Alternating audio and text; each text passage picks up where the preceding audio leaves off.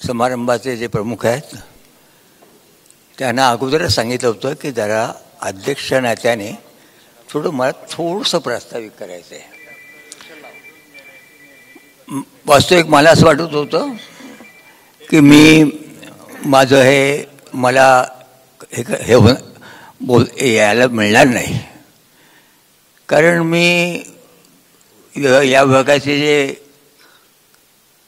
Commissioner आहेत, विभागीय commissioner, यांच्या कार्यालयासमोर गेले आठवडाभर आम्ही धरणं धरलेलं आहे आणि आमचं गारणं मांडतो आहोत.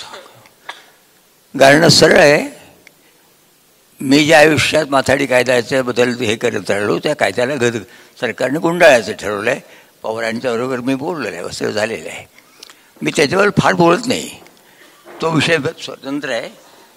पण माझा मुद्दा असा होता की आज मला येणार नाही असं मला वाटत होतं. म्हणून मी आल्याबरोबर पहिल्यांदा सांगितलं की जरा थोडंसं मला सुरुवातीला अध्यक्षीय प्रास्ताविक मला 2-3-5 मिनिटाकरता करायला परवानगी द्या.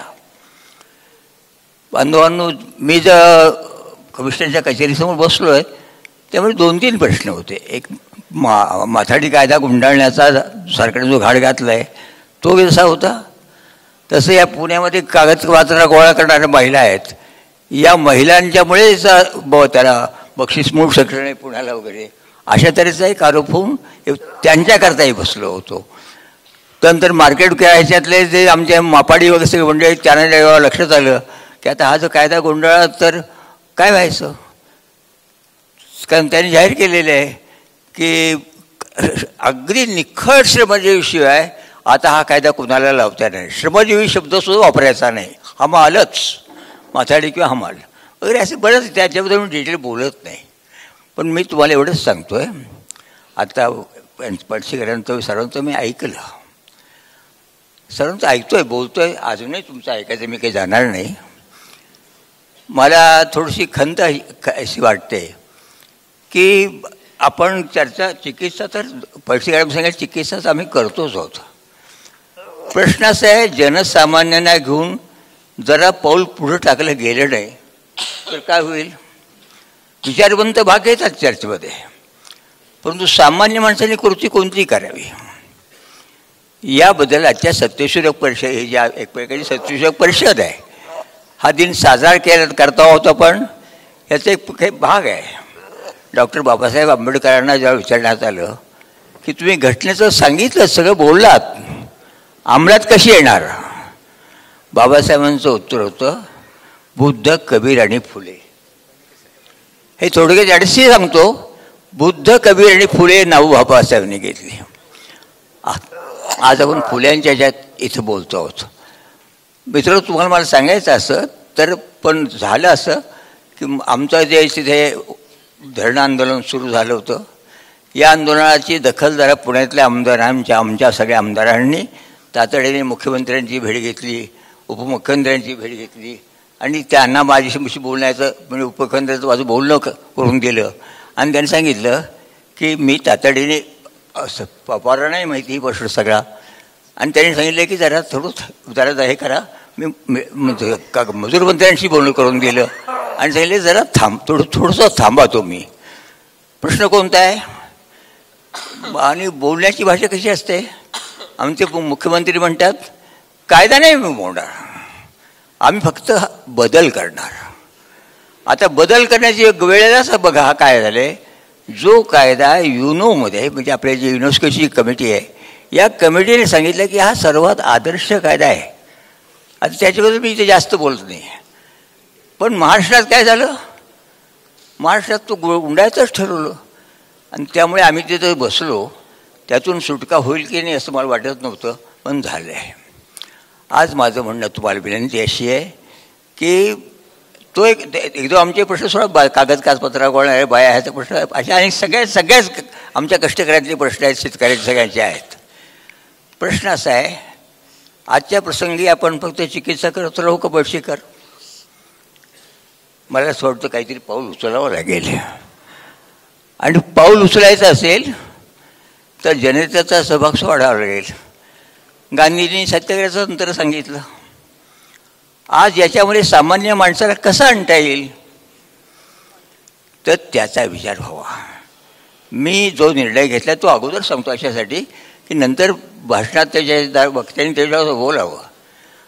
मी असं म्हणतो, येत्या 2 ऑक्टोबरला महात्मा गांधींची जयंती आहे, शिवाय दशहरा पण आहे, शिवाजी महाराजांचे तो त्या दिवशी एक आठवण आहे.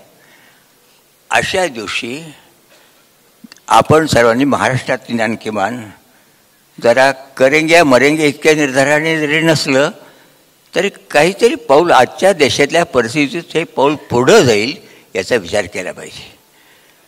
मी पवार असल्यामुळे मी म्हणतोय पाऊल पुढं न्यायचं म्हणजे काय. गांधींनी तर करेंगे मरेंगेपर्यंत गेले होते, परंतु आम्ही आत्ताच्या परिस्थितीमध्ये 2 न्याय आहेत. म्हणजे माझ्या हमाल मथाड्याने जरा 4 पैसे गोळा केले तर तो गुंड ठरतो, काय लूट किती करतो वगैरे सगळं बोललं जातं, खूप बोललं जातं.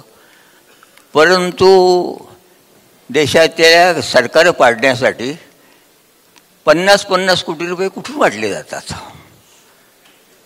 आयुष्य ज्यांचं संसदीय लोकशाहीत गेलं त्यांना मग विचारणारे असा हा प्रसंग आला होता का देशामध्ये कधी, आणि त्याबद्दल ते स्वतःची पाठ थोपटून घेतात.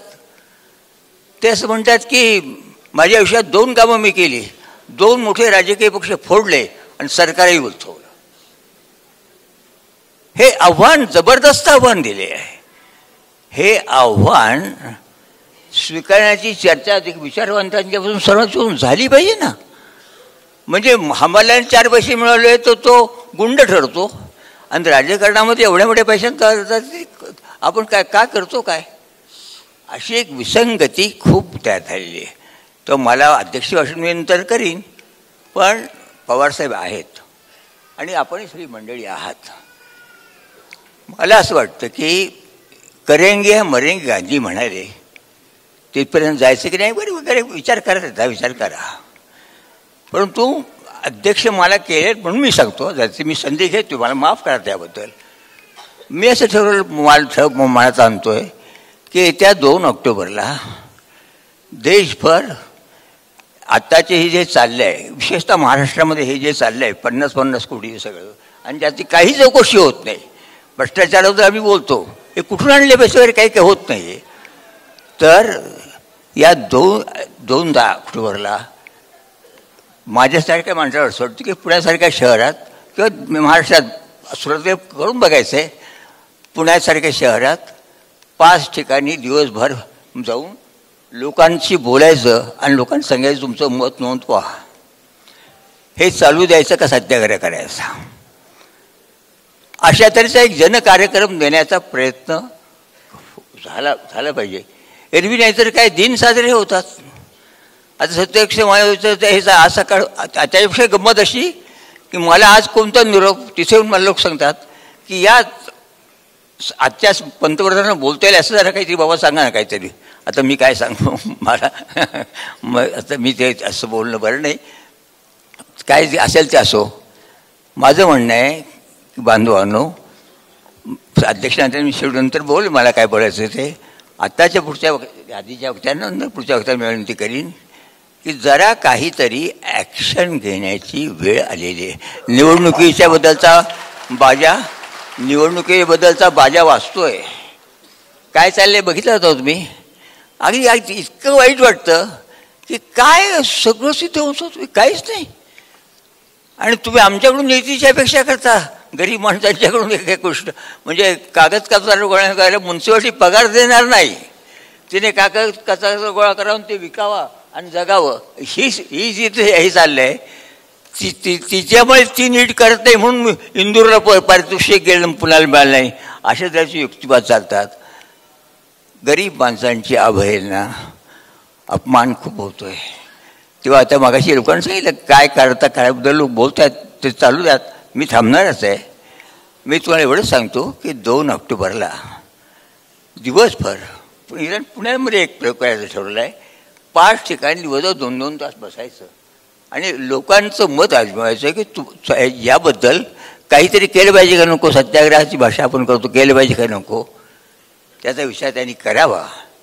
हे याच्याबद्दल तर ह्या लोकांनी बोललात तर बरं होईल.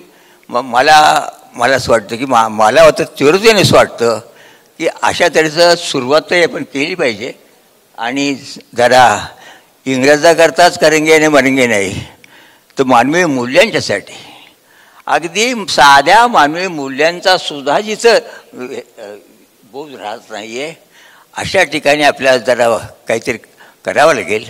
ही एक केवळ धडपड आहे. तेव्हा त्याच्याबद्दल मी थांबतो आणि तुम्हाला मी सांगतो, एवढंच मला सांगायचं होतं. म्हणून नंतर मी शेवटी बोलायचं बोलेन. माझं ऐकून घेतल्याबद्दल मी आपल्याला धन्यवाद देतो.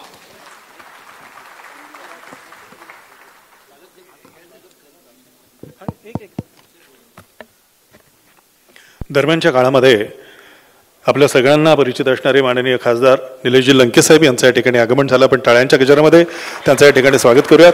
आणि आपल्या सगळ्यांना अगदी चांदा ते बांधा, म्हणजे वारी असो की वारी असो, या सगळ्या प्रवासाविषयी बोलणारे उल्हासदादा पवार यांचंही या ठिकाणी आगमन झालेलं आहे. त्यांचंही आपण टाळ्यांच्या गजरामध्ये स्वागत करूयात. मी माननीय जयदेव गायकवाड साहेब यांना विनंती करतो की त्यांना आपण संविधानाचं पुस्तक देऊन त्यांचं या ठिकाणी स्वागत करावं. पाठोपाठ आपलं मनोगत व्यक्त करण्याकरता आपल्या टाळ्यांच्या गजरामध्ये मी निमंत्रित करतो ज्येष्ठ विचारवंत साहित्यिक रावसाहेब कसबे, भारतीय संविधानावरती विशेष अभ्यास असणारे विचारवंत, आंतरराष्ट्रीय कीर्तीचे व्याख्याते, इतिहास, समाजशास्त्र, तत्वज्ञान या विषयावरती रावसाहेबांचं विशेष विवेचन असतं. गांधी, आंबेडकर आणि मार्क्स हा त्यांच्या चिंतनाचा विषय. फुले शाहू आंबेडकरी चळवळीला एक वेगळा वैचारिक आयाम देण्याचं काम रावसाहेब कसबे यांनी केलं. अनेक पुरस्कार आणि महाराष्ट्रातील ज्येष्ठ विचारवंत रावसाहेब कसबे यांचा जो प्रवास सुरू झाला, जो ते अलीकडच्या काळामध्ये गांधी पराभूत राजकारणी विजयी महात्मा इथपर्यंत येऊन ठेपलेला आहे, त्या रावसाहेब कसबे यांना आपल्या टाळ्यांच्या गजरामध्ये निमंत्रित करतो आणि विनंती करतो आपलं मनोगत व्यक्त करावं. रावसाहेब कसबे. बंधू भगिनींनो, मी